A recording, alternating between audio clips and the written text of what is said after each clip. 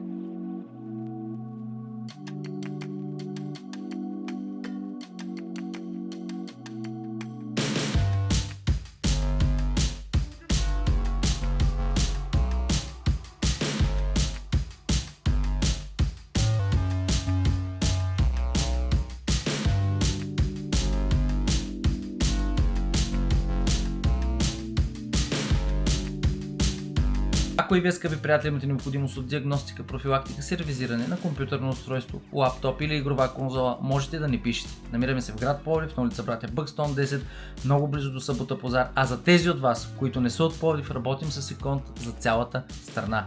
Бъдете здрави, виждаме се отново в следващото видео. Чао!